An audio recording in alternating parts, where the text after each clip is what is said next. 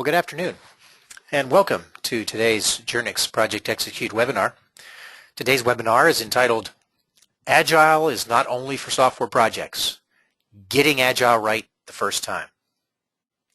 My name is James Bronner. I'm the Director of Marketing here at Journyx, and it's my pleasure to be the MC for today's webinar.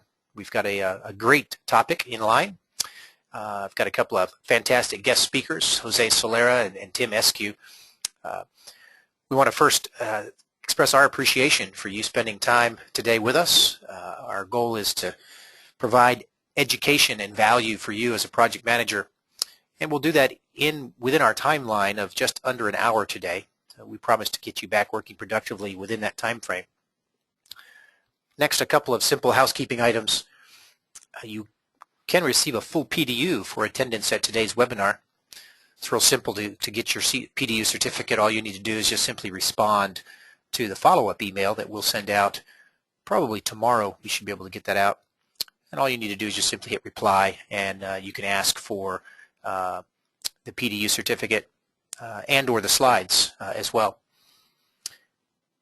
And give us a couple of days to generate those certificates and get those back to you by email. And then finally, you're going to be able to submit questions online anytime during the presentation today. So I would encourage you, as Jose and Tim are going through the presentation, as questions come to mind, go ahead and use the questions tab and type in your question, and I'll be collecting those, and we'll be presenting those at the conclusion of the webinar today. Our agenda is quite straightforward. First, Jose Solera and Tim Eskew will be taking us through the webinar today, and then we'll begin responding to your submitted questions. So I'm going to allow both Jose and Tim to do their own introductions. So let me hand over the reins to Jose to start us off today. Thank you, James. Good morning, good afternoon, good evening, wherever you're located. Thank you for joining us today. I'm going to do an introduction, and then I'll pass to Tim, who will get the webinar going for us. Then he'll pass it back to me. So I've been working in project and program management for close to 25 years. I have a project management professional certificate from PMI. I'm also a certified Scrum Master, a certified Scrum Product Owner, and I've led numerous projects in software and out of software over the years. Spent almost 23 years with Intel, a couple with Symantec, some time consulting on my own. Currently I'm with RailLink, which is a wholly owned subsidiary of the Association of American Railroads. We handle railroad data in the United States, Mexico, and Canada. With that, let me turn it over to Tim and have him get going. Thank you. Okay, thanks, Jose. This is Tim Eskew. I also spent 15 years with Intel in a variety of project management and performance improvement roles. I spent the last 5 years there helping high-stakes projects teams do what they said they would, and ended up writing a book about some of those experiences called No Surprises Project Management. And then I started my consulting company called Ensemble Management Consulting in 1998, so I've been at that for about a dozen years. We have Jose as an affiliate partner when he's not fully busy doing other things, and I have another full-time partner with over 20 years experience in high-stakes construction projects. So our intent today is to talk about a particular form, a particular flavor of agile project management that we call commitment-based project management. And it's one that evolved outside of a software environment, and we've been using it both in software and outside of software environments. So it's can use it in just about any different project environment. The subtitle is Getting Agile Right the First Time, and what that's about is we believe our methodology is relatively simple and manageable, and it's a good place to start. If you're not way down the path with Agile already, you might consider a commitment-based approach as a place to start being Agile. So I am going to talk a little bit about why Agile at all in the first place, and then I'll talk about the origins of commitment-based project management, how that evolved, and then there's a case study there, and then I'll turn it over to Jose to talk a little bit more about relate our method back to the philosophy of the more common Agile approach, And he'll give some examples of how he's implemented CBPM, and then he'll turn it back over to me at the end. I'm going to give one more short example, and then we'll talk about where we think this goes in the future, how the work environments are changing, and how we think CBPM is most relevant to that. So in terms of why Agile, the point here is that movements like this, changes in the way things get done, don't come out of nowhere. They are always the response to something going on in the work environment. So in this case, our observation has been that Agile has come about in response to 3 or 4 major changes in the work environment. First of all, speed, especially unprecedented speed of innovation. This speed of innovation has led to a change in customer expectations, to the extent that you've probably noticed people will pick up a product today, look at it and say, wow, this is really cool, but I wonder what what features the next one's going to have. Maybe I should wait. And this this environment of unprecedented speed of innovation, followed by this response from the consumer, has reverberated back through the whole value chain, such that everything has to be done faster and faster.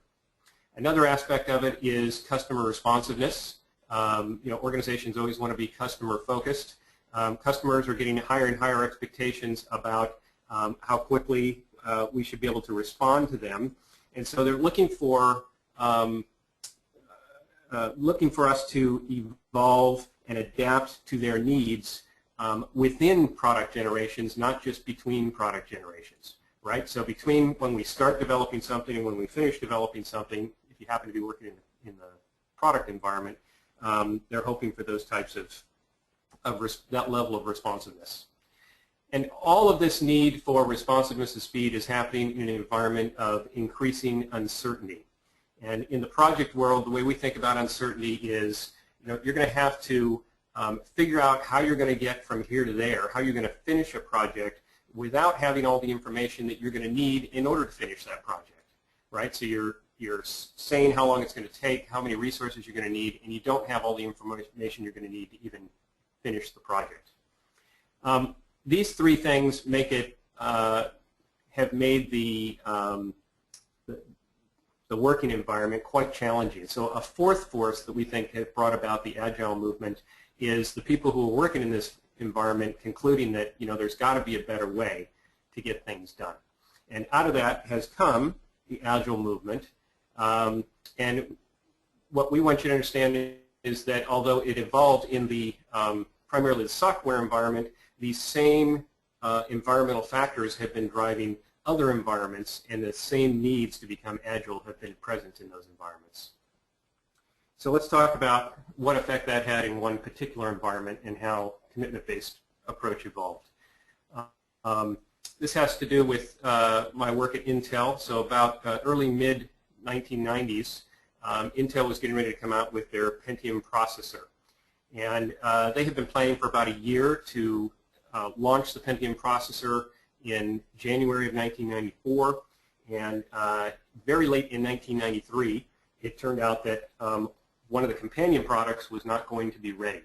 And they said they were going to need 6 more weeks before the launch could happen, and it turned out that they needed more than twice that. And the Pentium didn't launch until Q2 of 1994. Pretty significant issue. Just to clarify, how this was looked at from inside the company, this is not the Pentium processor configuration here. It's a more modern one, but same idea. Up at the top of the motherboard, the whole piece there, you see a big white square that represents the microprocessor, and just to the right and below that is another square that represents the chipset. And it was this chipset project that held up the Pentium launch.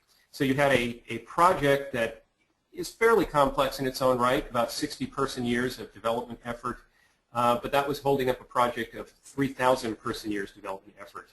And so when this happened, senior management at Intel said, we need to understand what went wrong here, make sure it never happens again. And they sent myself and other people in to help that organization figure that out, because job one at Intel at that time was to stay out of the critical path of a major microprocessor launch. That was everybody's job. So the first thing that the people inside the organization said when we got there was, let's not start dismantling everything and starting over. Maybe this was just, maybe there are a few isolated things that went wrong. Let's not throw out the baby with the bathwater. Maybe this was just a fluke. And so we talked about how to address that question with data, and we ended up looking at historical data for those chipset projects going back 3 generations prior to the Pentium processor chipset. So this data represents an average of 4 generations of chipset development projects. As you can see, they, on average, they were missing their top-down deadlines by 30 to 50%, pretty substantial miss. The next thing is about team commit dates. They didn't have those. We'll come back and talk about those later. What was really interesting was that the plan on these projects was always to go to high-volume production on the first with one design revision. So they would develop a product, they go to a milestone called tape out, they get a bunch of data, they debug it, and they go to high-volume production. That was the plan. In reality, they were averaging 4 times through that cycle in order to get to high-volume production. And then when they finally did get to production, you really don't want to have any more bugs discovered there, because those are called customer escapes, because they inevitably are discovered by the customer, and they're always very bad PR. And they were averaging 2 of these customer escapes per chipset over these 4 generations. So we felt that that pretty much answered the question, was this just a fluke? Clearly there was something systemic going on here. So there was a lot of root cause analysis done, again, with the cooperation of the people in the organization. When it came down to actually making changes, though, and that was, of course, the decision of the senior management of that organization, they kind of wanted to go back to some time-tested fixes. So specifically, they said, let's document once and for all how chipsets should be developed from start to finish. Let's create a new process flow document. So we helped them do that, and we were in the organization about 6 months helping them on that. But we had some concerns that that wasn't going to get to the systemic issues, and it didn't. So they implemented that, and they didn't get very much change on the next generation. But being there and observing what was going on, we had the opportunity to feed back to some of the folks who were getting ready to do the next generation what we saw and what we thought would have to change. So that's what I'm going to share with you now, and we'll look at it from management's perspective and then from the performer's perspective. And I'm not going to go into it in a lot of detail, but hopefully you'll get the sense of what's going on here. And we have since, I've been working in organizations for 12 years now outside of Intel, and these are fairly common dynamics in organizations operating with a lot of pressure and in an environment of uncertainty. Not always as severe as this. So basically what we found, what we observed in the organization and by talking to people, was starting at the top there, there was real market pressure to get these things done fast, but that wasn't the whole story. So the pressure started at the top, but it kind of was pushed down through the organization. And the message that came down very clearly to the project managers and then the team leaders was, look, it's got to be done on this date, it's got to have these features, and these are the resources you're going to get, and we don't want to hear that it can't be done. So essentially there was a guarantee from the project manager before these projects started that they would do all of those things, and so of course they didn't want to hear from the team members that it couldn't be done.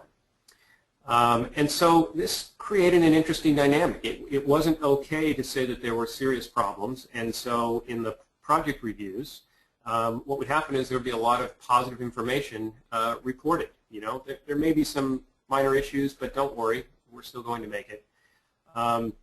Meanwhile, the pressure was there. We got to have people working hard. We got to have people working long hours. But for the first 6, 7 months of these projects, it sounded, especially from the top, like things were going quite well. However, when they got to the point in the process, the milestone called tape out, where you're going to get data, and you can't, just fake it anymore. Inevitably, there were these, it became apparent, that's when it became apparent that there was going to be, they were going to need more time, usually asking for weeks, usually taking months, because they were going to have to go through the cycle several times. They just didn't know it yet. And top management wanted to know who ruined this perfectly good project. Everything had been going so well. And their response to that was, gee, if we needed to get this project done in 2 years last time, well, of course, I told them I needed it in 22 months, but it took them 26 months. So next time, if I need it in 2 years, I'm going to tell them I need it in 18 months. So there was more to the aggressive goals and the ever more aggressive goals than just the market pressure. It was sort of a vicious cycle of driving more and more pressure. So how did this play out on from the performer's perspective? Again, starting at the top, a lot of people, especially if they've been in the organization for a while, they were very concerned when a schedule came down. And at some point, some of them might say, we're not sure this is reasonable for this reason and that reason, but eventually people understood that, hey, we don't want to hear that it can't be done. If you can't do it, we'll find someone who will. So the performers came up with coping mechanisms. One of them had to do with the language that they used to talk about what was going on. It was very vague. We're doing the best we can. Things are looking pretty good. We're at yellow, but we think it's going to get back to green pretty soon here. Those types of generalities. Another coping mechanism was, since there was so much focus on schedule and it was so easy to measure, you either have it done by next Friday or you don't. Another mechanism was to trade off quality for schedule. So I've been told I've got to get these 3 things done by next Friday. By next Friday, I'm going to have to say they're done. So I have to decide what I can do and what I can't do, and I'll have to make some of those decisions and hope that I can come back and get some of that important stuff done later. And of course, there was never an opportunity for that. So these, we call it unconscious trade-off because it wasn't understood by the management system. It was individuals saying, well, I guess I'll do this instead of that because management's not making these decisions because it's not okay to talk about it. All this was happening in an environment which felt like a lot of top-down pressure. They talked about panic mode starting earlier and earlier on these projects. We asked them, how did you know you were in panic mode? They said, that was easy. The pizzas start showing up at 6 o'clock and you're expected to work through dinner 3 or 4 nights a week. That's panic mode. And then as these projects got to that tape-out deadline, people told us that the dynamic changes around here. And actually, some of the veterans in the organization had a name for it. They called it scheduled chicken. And the notion of scheduled chicken was, our team doesn't have to be on schedule. We just need to not be the team that gets found out that we're not on schedule first. And again, this didn't cause people to be very straightforward with what was going on. So they would go through that late slip, and management will want to know who ruined this perfectly good project. Somebody might be sacrificed to the project gods. And then the way it became vicious and turned back on itself for the performers is when they finally got through the design revisions and it finally went to high volume production, everybody would take a big sigh of relief and move on to the next project, hoping the next one would be better. And guess what? 6 to 8 weeks later, they get news from a customer that there's a serious problem, and key people get pulled off of this project to go work on the last project, making it even more difficult to stay on schedule on this project. Okay, so long story short, we had an opportunity to share this with the people that were getting ready to start the next major strategic chipset. They were interested. They wanted to know, how did we think we could get out of this cycle? And we said, we don't know. We haven't done it before, but we think the key thing that has to change is you've got to get people being honest with each other about what is going on. So somehow we need to come up with a planning process that results in a plan that the team believes is reasonable enough to focus on and speak up if they're not going to make it. So we ended up taking that basic mindset and then taking some tools and techniques that existed in some other organizations and developing some new ones. And this gives you a pretty good sense of the basic tool set we were using. So up at the top, we call this the milestone chart. And the idea of the milestone chart is we want to keep in front of the team the top-down goal, when do we need to get this thing done, what are the milestone dates from management's perspective. At the same time, there's got to be a plan that the team believes is reasonable. So they need to respond to it and have an opportunity to say, this is when we can get you that, this is when we can get that done. And so for the first time, they had this milestone chart that sort of tolerated both the top-down schedule and the bottom-up schedule until we got further into it and see what's really going on. Are we going to make it? Meanwhile, on the week-to-week documentation and review of the project, we had a tool, the one in the middle there, called the deliverables matrix. And the intention of the deliverables matrix is to clarify who needs to deliver what to whom by when, to what quality standard, in order for us to meet our milestone goals. And we had this tool operating always at 2 levels in the project. So what you see here is the higher cross-functional level, but then we took it down to the sub-team level where it showed individuals and what they were going to deliver each week to support these specific cross-functional deliverables. And this tool is really why we think this is what makes this an agile approach. It defines who's going to deliver what to whom. And then there was a ground rule that we got everyone to agree to at the outset, which was, listen, if a commit date is not going to be met, don't wait till the end of the week meeting to speak up. Let us know the minute that you believe it's in jeopardy. And if you do that, we promise that you're not going to get your head bit off for giving an early warning, for saying that you need help. We call this the early warning rule. And this is really at the heart, we think, of what got people speaking up about what was really going on, so that management had a true picture and could make timely decisions, trade-off decisions, so we can stay as close to our goals as possible moving through the project. And at the bottom right, there's another tool called the Performance Against Commitment chart. The blue line represents the cumulative number of deliverables planned week by week. The black bars represent the cumulative number of deliverables actually delivered week by week. Obviously, you want the chart to look about like that example. What that says is that the team is doing what it said it would do week by week. And what we found is, when you get them operating in this commitment-based approach, you end up getting pack charts that look like that on a pretty regular basis. So the outcome was, so we talked about the performance before. This particular team, using this approach the first time, the way they performed was they still didn't hit the top-down deadline. They missed it by 10%. Turned out that was plenty fast enough to meet the market requirement. For the first time, they had these things called team commit dates. So as they went through the project, they would look ahead and commit to when the next milestone was going to be done as soon as they could, which was usually 8 to 10 weeks in advance before it was supposed to be done. They never slipped one of those team commit dates. But where the rubber really meets the road is the quality, doing it right the first time. So for the first time, they had 1 design revision and went to high volume production because the quality was so much better because they weren't making these unconscious trade-offs, and they had 0 customer escapes. And those quality data are not a fluke either. Customers are seeing this product toward the end with testing and things, and several big customers canceled orders of previous chipsets and said, wow, this thing is way better quality than before. We'll wait for it, and that's when we want to get our chipsets. So it was a pretty good outcome. Okay, I'm going to turn it over to Jose now to, again, relate this back to Agile you may be more familiar with, and share some of his case studies. Thank you, Tim. We're going to talk about Agile and CBPM. CBPM, as Tim alluded to, did not originate in the software world, came out of the semiconductor world.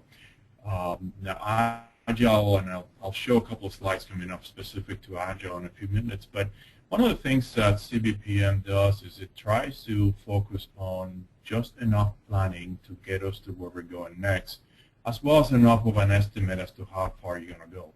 But the commitments are made in the short term, and it's also that discussion, that communication that happens between the owner of a deliverable as well as the recipient of that deliverable, so we get that quality agreed to and the timing issues resolved.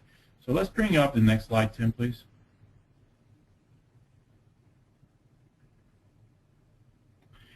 Oh, one too many. Thank you.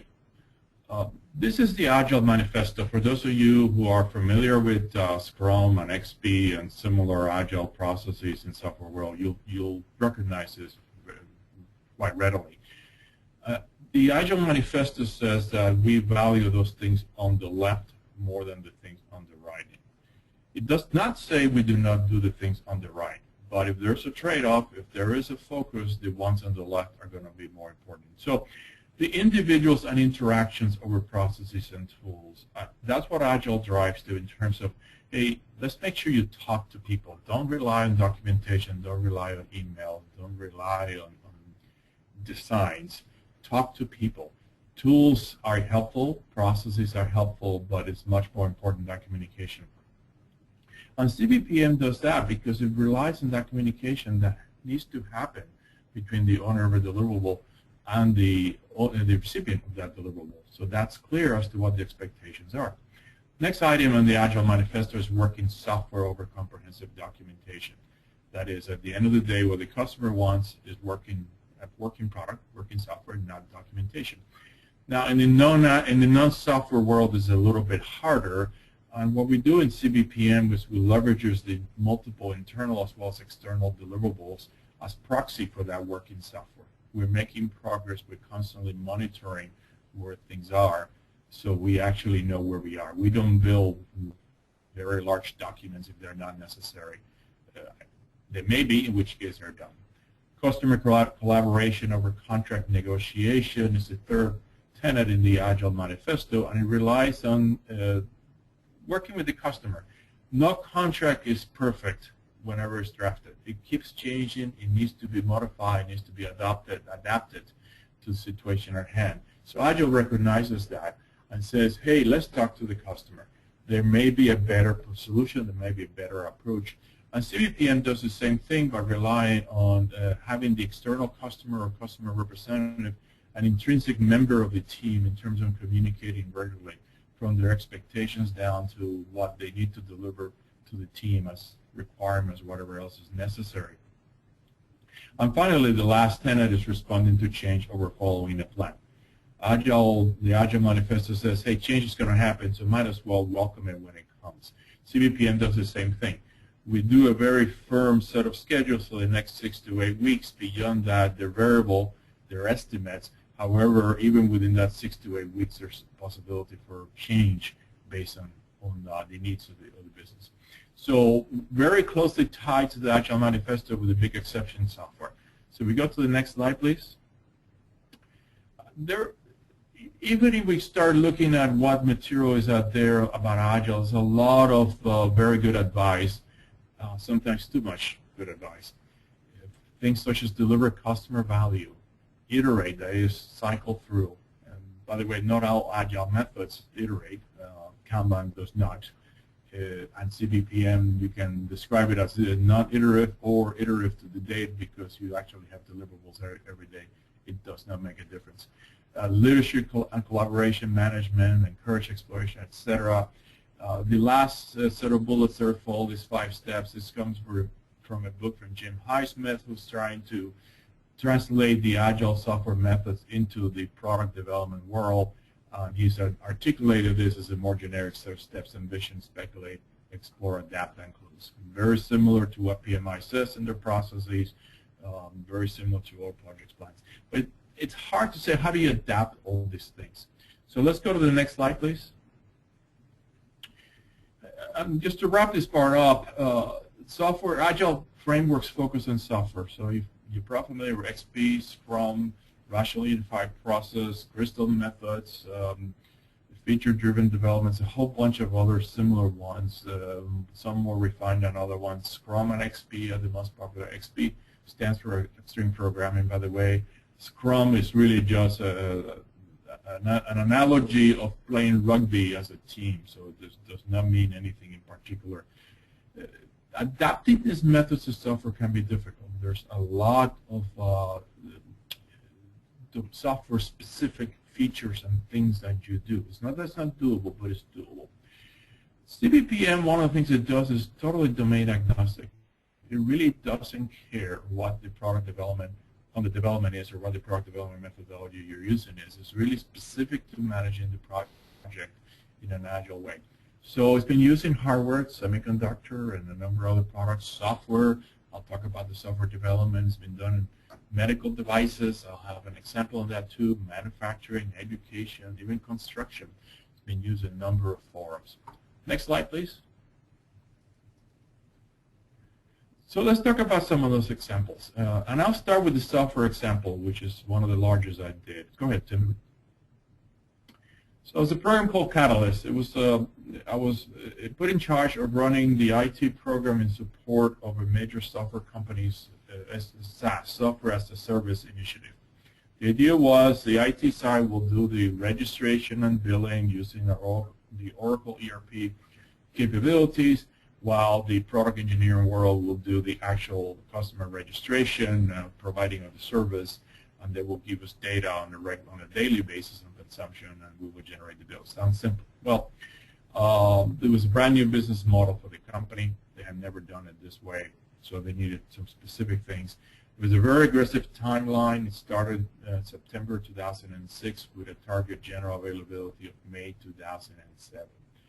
However, the company I was working with at the time had acquired another company over a year before, and they were still struggling to merge their ERP, their enterprise resource planning systems. And in October, they said, we're going to freeze each and every project except the merge of the two ERP instances. And by the way, we don't know when we're going to get going. It ended that we got authorized to go in January, but until early January, mid-January, we were actually told late January, we didn't know what was going to happen. So I was looking for how to accelerate these things. What do we do? Next slide, please, Tim. So a few other things. I explored the idea, hey, let's do Agile, the more generic Agile, Scrum, XP, whatever. The response from senior management was no. You have to do Waterfall. Waterfall is a very traditional methodology used in software development that says you first analyze your requirements, you design a solution, you build the solution, you test the solution, you deploy. Sounds very logical. It is very logical. Unfortunately, most of the times it doesn't work very well. So what did I do? I had to follow that methodology. I had no choice. This is a homegrown methodology that the company had put together. Lots of documentation, a lot of things.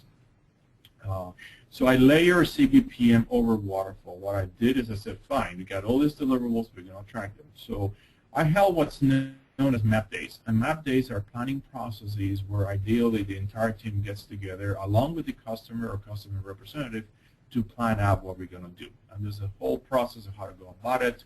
I'm not going to take the time right now to do it, but it's a very effective way to A, come up with a good plan up front, and B, to get everybody on the same page as to what needs to happen when and who's going to do it. In addition, I ran regular reviews to execute and control the project.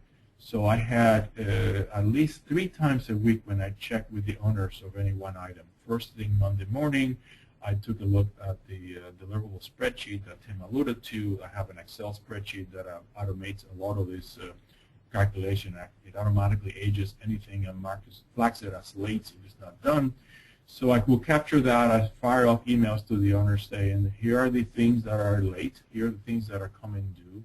And these are the things that don't have dates yet. Where are we? You may have finished some things I need to know. If you haven't and they're late, then I need to understand what's your recovery plan. And anything that's coming up, are you on track? Is there anything I can do to help? Did the same thing when I met with them individually as well as when we met as a team to review the progress. In addition, we only planned as far as we could tell. So the first planning meeting, we actually came out with an answer the customer didn't like. We said October is the earliest we can do. They said, well, we still want May. So we said, let us go back and figure out what to do. We held a second map day, and at that point we said, well, we can split the deliverables, 2 major phases in waterfall terminology. We'll deliver the registration piece, and since you don't need to bill until later, we'll deliver the billing piece later. So we estimated, and this is in the February 2007 timeframe, that we will do the registration by August and the billing by November. But by this point, product engineer was slipping on their own. They're also doing a software project. Surprised that they slip, and they said that's okay. So we had a target set of dates, and we said we clearly understand this is a target at this point. We're not confirmed, but we'll manage it. We held a total of 7 map days, and actually we could have been done with 5, but they added a new service model for a new product they wanted to put it out as a service, so we had to create some new designs that needed to support that. But the last planning day was in September of 2007, after the first release but before the second one. So next slide, please. So this is the first Agile experience for the team. Most of the organization had always worked there and had worked in Waterfall. We set a tentative date of August 2007 for the first phase, as I said. We hit it right on the nose. We held the additional map days. We still deliver on November 2007, right on the date that we set. On the third phase, which we had estimated in the September timeframe, was April 2008, and we hit it there. There were no fires because we encourage issues. I wanted to know what are the problems. Is there anything that looks like it's going to get delayed? Let's talk about it. If it's going to get delayed, have you worked with your customers of that deliverable, and what's the impact to our eventual live date? The customer was delighted, and the relationship with IT was improved. Before, IT was a 4-letter word. Yeah, it's only 2, but it was a 4-letter word for the customer. After this project, they could not say good enough things about us. Next slide, please. So this is the actual performance against commitment for the project, all the way from February 2007, when we started, through actually June of 2008, because we wrapped up in May, and there was a little bit more left to do some cleanup. You can see that we were right on top. By the way, this chart is a reverse of the one Tim showed. I didn't understand this until Tim told me I had it backwards, which I fixed it in the spreadsheet. But the line is the actual completion, the columns are the commits. Same information, just represented differently. But you see that we are right on top of the line of the commitments, which is what you want in this type of project. Next, please. So I started teaching about this approach in Silicon Valley through PMI. One of my students was a program manager for one of the aerospace contractors. And he pulled me in to have him work and help them in they have been subcontracted to do the control systems of the third stage, or what's known as a killer vehicle for a defense missile. That's not the defense missile. Actually, it's a much larger piece of hardware that's going out there. They were having trouble planning and executing programs because of the multiple pieces that need to be there. And they saw commitment-based project management as a way to get better results. Next slide, please. So they had done very traditional project management. This is the first time that they use Agile. And we held a 3-day map session to plan the entire project up front and weekly reviews. And while we didn't hit 100% of the performance against commitments, we hit 85%. And one of the interesting things is they were required to manage it the traditional way through a project plan system, Microsoft Project. They have 5,000 lines in the projects. Through my approach, they were able to hit this commitment-based project management approach. They were able to hit 85% of those commitments and do a much better performance. And the interesting thing is during the weekly reviews, they will first review the Gantt chart and everybody say, yeah, okay, we're fine, all right, blah, blah, blah. And then I will bring up the spreadsheet and the deliverables matrix and say, okay, these things are coming due. So-and-so, have you worked with the customers to know that what's going on and are you on time? And they will say, oh, that's coming up. I didn't know that. So one of the things of this approach, what it does is makes it very, very visible who needs to deliver what by when. Next slide, please. Same thing with a local university. I was asked to do planning, help them plan a radiation dosimeter. This is not the device. They had done mostly grants from NIH. This is a contract from a new agency in the Health and Human Services Department. They needed to develop this radiation dosimeter using their genomics technology as well as technology from another university and 2 private partners. Contracts are given 1 year at a time of those 5-year contract. They had little to no experience managing projects. And I'm going to speed up a little because I think I'm running behind. Next slide, please. So first time they do Agile experience, actually the first time they did any project management experience to some extent. We developed the first year detailed plan using a map day in less than a day. And actually, one of the things that accelerates some of this planning is they had an SOW already drafted. There were some issues with it, but we got very close to what we needed to do the map day. We were able to get that done in a day. We transitioned it to their own project manager they had hired. They were ahead of schedule from the first year deliverables, and the agency was so pleased they asked for an earlier report. And they were planning days 2 and 3, or pardon me, years 2 and 3 right now. So next slide, please.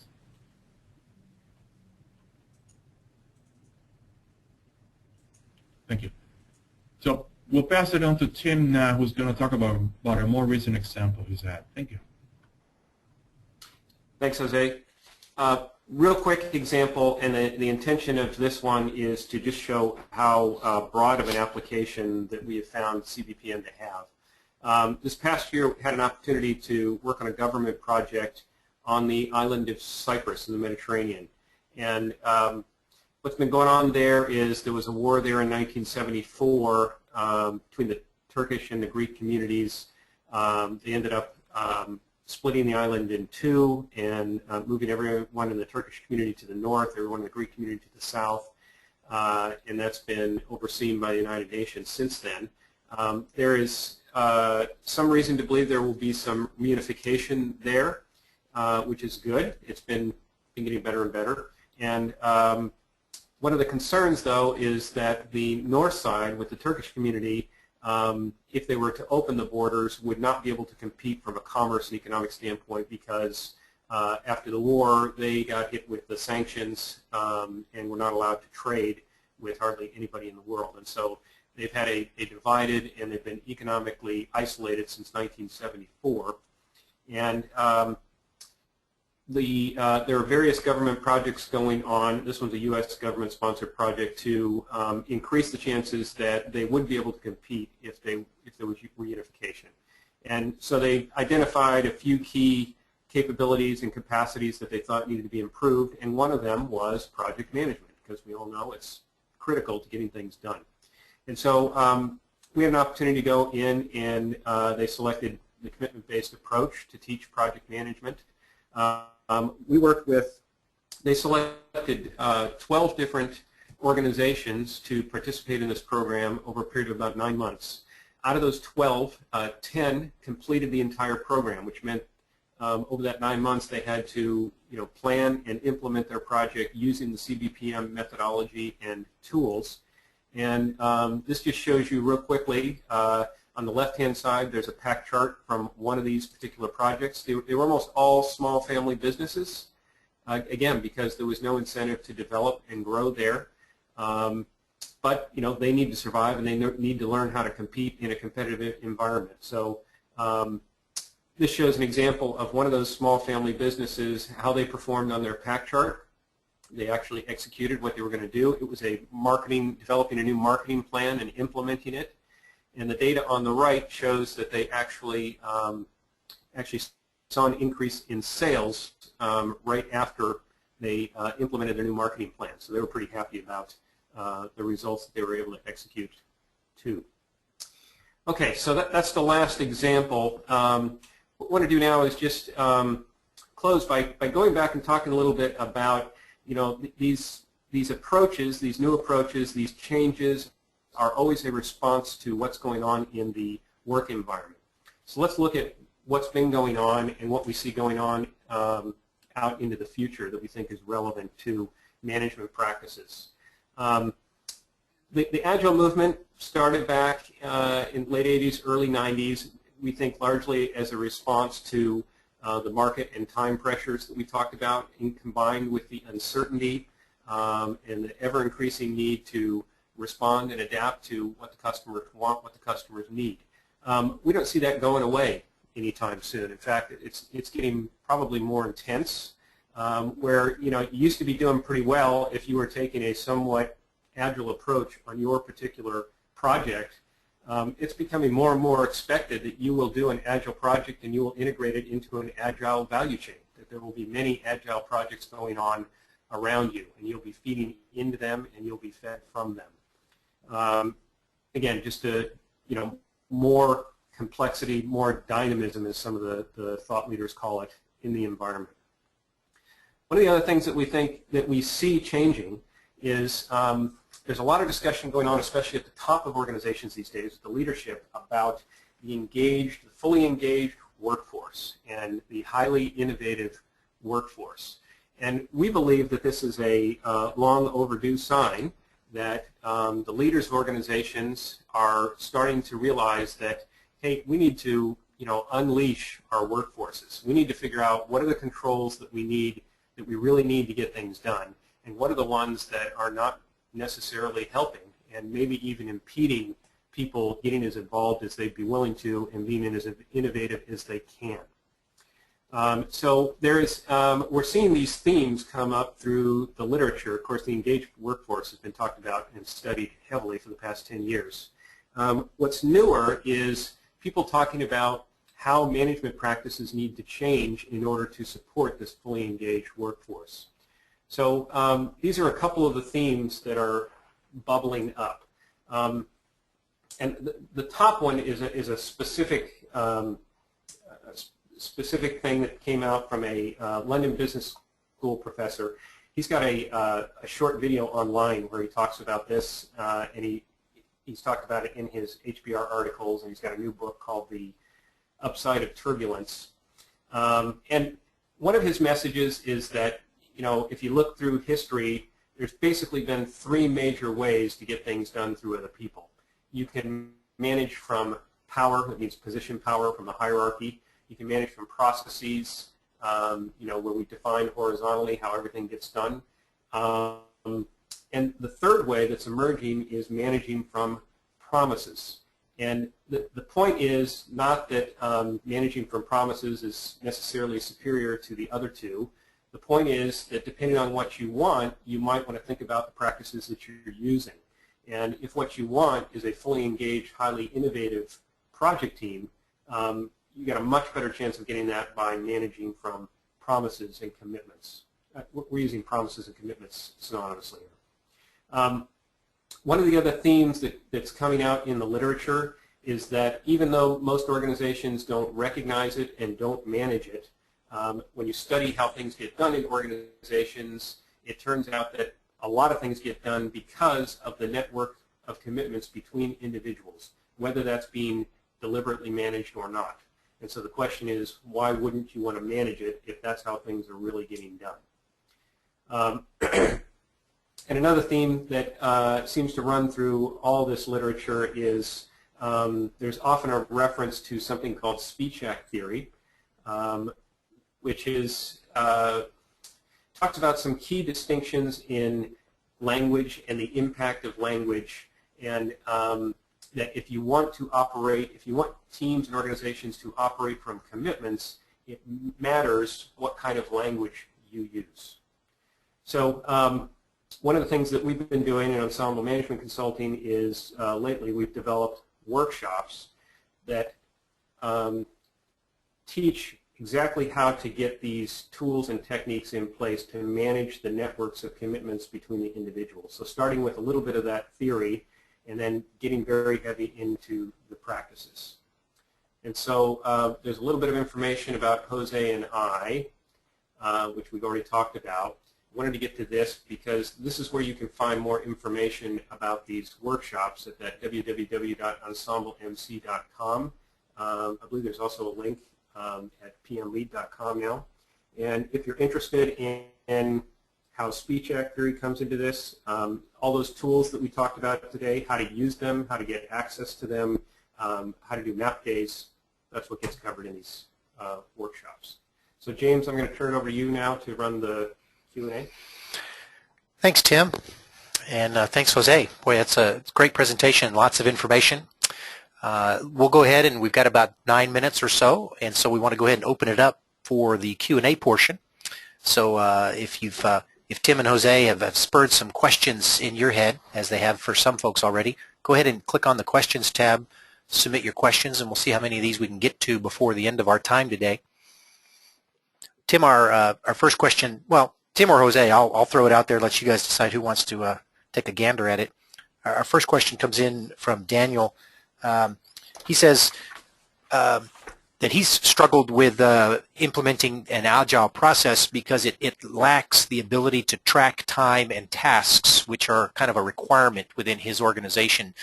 Do you have some suggestions on how to help that situation? Okay, I'll take that one. okay. The tool we developed, the Excel spreadsheet, and send me an email if you're interested to get it, will actually track planned costs and actual costs at the deliverable level. And if you're doing earned value, it will calculate it for you too. If you need to track it to the task level, and that's going beyond the philosophy of CBPM because you're actually managing at the detail level, but that's okay. If you want to do that, you could add the tasks there too, and then track them at that level. But again, the philosophy of CBPM is people make commitments to deliver on something, and that's what we expect from them, and we help them along. We don't like to micromanage them, but that's fine. If you want to do it, the Excel spreadsheet will help you. And if I can build on that for just a minute, because it gets to such a critical point. So I'm glad Jose started because he knows how to take CBPM and allow you to do that task-based analysis and management if you want to. But one of the key premises of the commitment-based approach is if you really want to know what's going on, you have to have absolute clarity. And the simplest thing you can do to get clarity in your plans and your progress review conversations is to operate from deliverables or outcomes rather than activities. So that's one of the key things that we preach. And then, if you need to have a more detailed tracking going on along with that, that's okay. But you don't want to miss the benefit you're going to get from starting all the planning conversations in terms of who's going to deliver what to whom. Thanks, Tim. Our next question comes in from, well, I'm having difficulty pronouncing this name, so forgive me. I'll just say C. C asks the question, what exactly do you use CBPM versus traditional project management? Can you use this to make, let's see, I guess can you give a quick overview of when you would use CBPM versus a traditional project management approach for managing projects? I'll start on that one, and then Jose, you can chime in. We haven't run into a situation that we've been asked to get involved in yet, and found that we couldn't overlay commitment-based project management over whatever requirements that they have internally that they don't want to get rid of. As Jose talked about earlier, a lot of the improvement in performance comes from the conversations between people. And what commitment-based project management does is it structures those conversations. What's the conversation you have to put the plan together? What's the conversations you need to have on a regular basis about how you're performing against the plan to stay on track? And regardless of what other tools and things you need to comply with, we're finding that that's always the case. The biggest concern I had was, when we went over on this government-sponsored project to these very small teams, and we were concerned that they would think that this was overkill.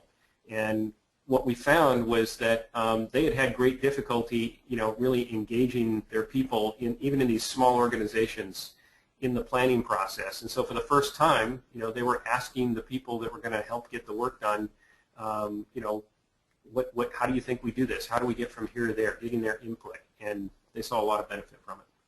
Jose? Thanks, Tim. A couple of things. One, commitment-based project management focuses on only some aspects of project management. It focuses on planning and execution and control. It doesn't deal with resourcing, staffing levels, or any of the other numerous things that project managers need to worry about. So keep that in mind. This is not a panacea that will solve everything. It solves things that are typically the biggest stumbling blocks in projects. Second, we have not, as Tim alluded to, we have not run into any situations where you cannot use this approach. One of the issues with traditional project planning, project management, is that it assumes you can plan to perfection, the old line of plan to work and work to plan. In reality, we know that by definition projects are customs. They're custom, they're new things. No, we don't know everything up front, so things are going to change. So if you have a repetitive project, and even in construction, they're using lean and commitment-based project management style approaches because they know things change. Now they may not change at the high level, but they change in the long term, but they change in the short term, and you have to adjust for that. So CBPM allows you to do that. One requirement of CBPM is that the participants know their discipline. They know what they're doing. If they don't, they have to be told exactly what to do when you have a different story. And that may be the one situation that we say more traditional specified project planning activities may be necessary. Thank you. Well, we've got a couple minutes left and some more questions coming through, and so we'll see if we can get to some more of these. It looks like we're probably going to run out of time, so I would encourage you to go ahead and submit your questions, and we can respond to you offline following the webinar. Our next question comes in from Gary. Gary asks a question. He says, have you ever seen Scrum applied to the training industry, specifically the development of like e-learning courses? This is Jose. No, I have not. I've used it in software. I've heard of people using it for various other approaches. It could be done. You could write user stories for the actual releases of the content. If e-learning systems, e-learning materials, you could call it software. You could do it that way. You have to adapt and adjust. You still have the quality cycles to worry about. You still have software being delivered. And this is Tim. I'm actually working on a project that would qualify into that description right now, consulting with one. It's a company that's responsible for training and certifying anybody who serves alcohol in the province of Ontario, Canada. And so they had an online training, and they decided they needed to change the entire platform, the learning management system, as well as the content, and of course that touches every bit of business that they do. And so they are using Scrum to do the coding of the platform.